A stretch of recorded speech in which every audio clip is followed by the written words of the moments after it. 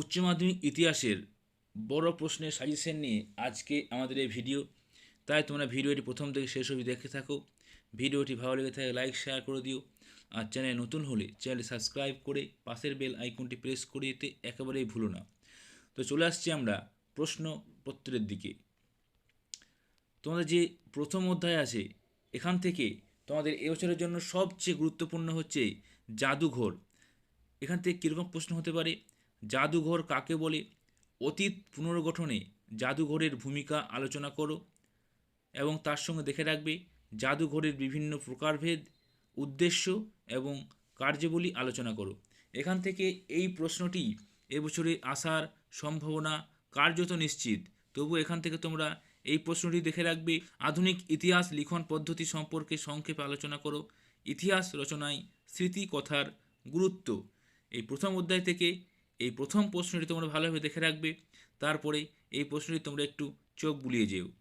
দ্বিতীয় অধ্যায় থেকে প্রথম প্রশ্ন, যেটি এবছরের জন্য খুবই গুরুত্বপূর্ণ, উপনিবেশবাদ ও সাম্রাজ্যবাদ বিষয়ে হবসন লেনিনের তত্ত্ব আলোচনা করো। অর্থাৎ এই প্রশ্নটি এবছরের জন্য খুবই গুরুত্বপূর্ণ। এই প্রশ্নটি এবছরের জন্য তোমরা দেখে রাখবে, উপনিবেশবাদ বলতে কী বোঝো? উপনিবেশবাদের সঙ্গে সাম্রাজ্যবাদের সম্পর্ক আলোচনা করো। এই দুটি প্রশ্ন এখান থেকে এবছরের জন্য কার্যত খুবই গুরুত্বপূর্ণ। এছাড়াও তোমরা এখান থেকে আরেকটি প্রশ্ন এখান থেকে দেখে রাখবে, সাম্রাজ্যবাদ বলতে কী বোঝায়?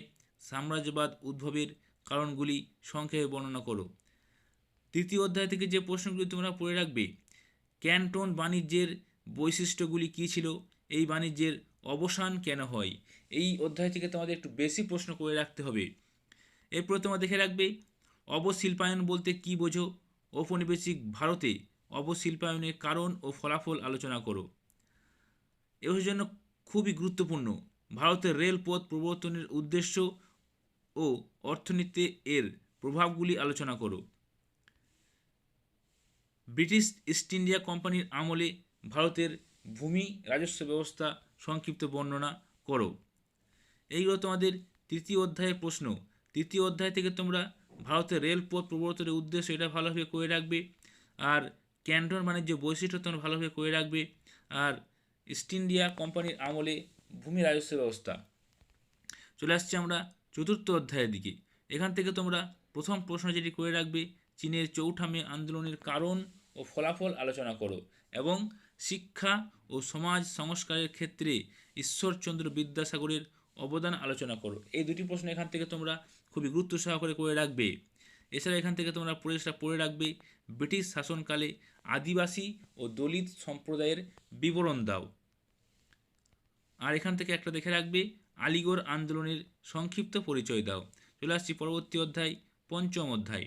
1919 সালে ও 1935 সালের ভারতের শাসন আইনের প্রেক্ষাপট ও শর্তাবলী আলোচনা করো। এই আইনের গুরুত্ব কী ছিল? 1935 সাল এবং 1919 সাল, এই দুটি সালের যে শাসন আইনের প্রেক্ষাপট শর্তাবলী আলোচনা করো, এবং এই আইনের গুরুত্ব কী ছিল। রাওলাট আইনের উদ্দেশ্য কী ছিল? গান্ধীজি কেন এর বিরোধিতা করেছিলেন? এই প্রশ্নটি এর জন্য তোমাদের খুবই গুরুত্বপূর্ণ। আরেকটা প্রশ্ন এখান থেকে, লখনৌ চুক্তির শর্ত ও গুরুত্ব আলোচনা করো। দেখো বন্ধুরা, তোমরা তো সারা বছর পড়াশোনা করে এসছো, তো তোমরা একবার দেখে নাও যে এই প্রশ্নগুলি তোমাদের রেডি করা আছে কি না। যদি রেডি করা না থাকে, যে প্রশ্নটি বাকি আছে, অবশ্যই তোমরা একবার চোখ বুলিয়ে যেও। ষষ্ঠ অধ্যায় থেকে প্রথম প্রশ্ন, 1942-এর ভারত ছাড়ো আন্দোলন বা আগস্ট আন্দোলন সম্পর্কে যা জানো লেখো। অর্থাৎ ভারত ছাড়ো আন্দোলন থেকে এবছর প্রশ্ন আসার সম্ভাবনা কার্যত নিশ্চিত। এছাড়াও এখান থেকে তোমরা দেখে রাখবে যে এই আন্দোলনের ঐতিহাসিক তাৎপর্য। ভারত ছাড়ো আন্দোলন পড়লে তোমরা এটি করতে পারবে যে এই আন্দোলনে ঐতিহাসিক তাৎপর্য, এবং এই আন্দোলনে মহিলাদের অংশগ্রহণ, অর্থাৎ ভারত ছাড়ো আন্দোলনে মহিলাদের অংশগ্রহণ পাঠটাও তোমরা একটু চোখ বুলিয়ে রাখবে। পরবর্তী প্রশ্ন, হো চি মিনের নেতৃত্বে ভিয়েতনামের মুক্তিযুদ্ধের একটি সংক্ষিপ্ত বিবরণ দাও। আর এখান থেকে তোমরা করে রাখবে, 1946 সালের নৌবিদ্রোহের কারণ ও তাৎপর্য আলোচনা করো। সপ্তম অধ্যায় থেকে তোমাদের খুবই গুরুত্বপূর্ণ প্রশ্ন, কিউবার ক্ষেপণাস্ত্র সংকটের সংক্ষিপ্ত বিবরণ দাও। জোট নিরপেক্ষ নীতি কী ছিল? জোট নিরপেক্ষ আন্দোলনের উদ্দেশ্য আলোচনা করো। এছাড়া এখান থেকে করে রাখবে, ট্রুম্যান নীতি ও মার্শাল পরিকল্পনা আলোচনা করো। ঠান্ডা লড়াই বলতে কী বোঝায়? ঠান্ডা লড়াইয়ের তাত্ত্বিক ভিত্তি আলোচনা করো। এখান থেকে তোমরা যে প্রশ্নগুলি খুব গুরুত্ব সহকারে পড়বে সেটা হচ্ছে কিউবার ক্ষেপণাস্ত্র সংকট, আর জোট নিরপেক্ষ, আর ট্রুম্যান ও মার্শাল পরিকল্পনা। এই অধ্যায় থেকে এই তিনটি প্রশ্ন তোমরা খুব গুরুত্ব সহকারে পড়ে রাখবে। এছাড়াও তোমরা এই ঠান্ডা লড়াইটাও একটু হলে তোমরা দেখে রেখো। চলে আসছি অষ্টম অধ্যায় অর্থাৎ শেষ অধ্যায়। এখান থেকে এবছরের জন্য খুবই গুরুত্বপূর্ণ, সার্ক কিভাবে গঠিত হয়েছিল, সার্কের উদ্দেশ্যগুলি কী ছিল। 2 নম্বর প্রশ্ন, স্বাধীন ভারতের প্রথম 3টি পঞ্চবার্ষিকী পরিকল্পনার লক্ষ্য ও গুরুত্ব আলোচনা করো। এই দুটি প্রশ্ন এখান থেকে করে রাখবে এবং সার্ক এই প্রশ্নটা এবছরের জন্য খুবই গুরুত্বপূর্ণ। এবং এই যে 3টি পঞ্চবার্ষিক পরিকল্পনা, এই দুটি প্রশ্ন থেকে তোমরা কমন পেয়ে যাবে।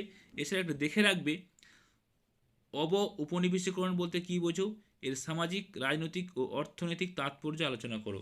তো বন্ধুরা, এই ছিল তোমাদের ইতিহাস বিষয়ের লাস্ট মিনিট সাজেশন।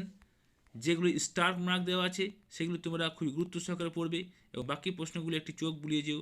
তো ভিডিওটি অবশ্যই তোমরা বন্ধুদের মধ্যে শেয়ার করে দিও। ভিডিওটি ভালো লাগলে তোমরা লাইক শেয়ার করে দিও।